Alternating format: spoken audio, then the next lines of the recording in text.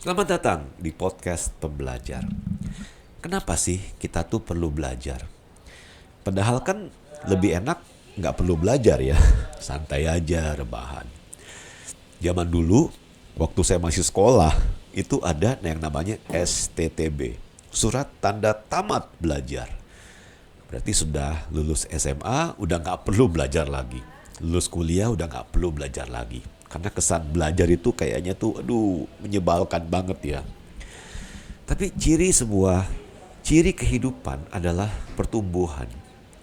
Dan pertumbuhan itu memang harus dibarengi dengan proses belajar. Contoh nih ya, kalau kita lihat huruf V ini, semakin muda usia seseorang, tantangan yang dihadapi itu semakin sedikit. Ya, Em, anak kuliahan memiliki tantangan lebih banyak daripada anak-anak yang sekolah SMP atau SMA. Orang yang bekerja lebih banyak tantangannya daripada anak-anak kuliahan. Yang berumah tangga lebih banyak lagi. Pimpinan juga banyak banget kan hal-hal yang memang harus dihandle gitu. Nah kalau nggak belajar gimana gitu kan. Misalnya kalau orang nikah itu kan nggak mesti tiba-tiba dia tahu semua hal mengenai perkawinan, mendidik anak, parenting dan sebagainya, kan nggak mungkin kan. Kalau orang betang-betang jadi pimpinan, jadi manajer, jadi direktur, kan nggak mungkin.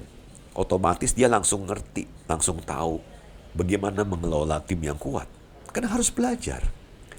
Makanya saya suka dengan filosofi ini. Ini sorry jadi lele ya.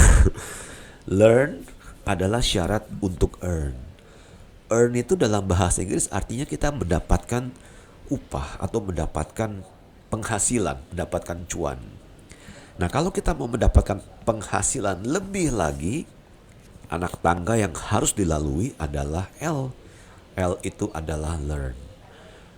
Maka learning, belajar itu adalah satu kodrat manusia yang memang tidak bisa kita luput. Ketika kita masih kecil, kita adalah pembelajar sejati.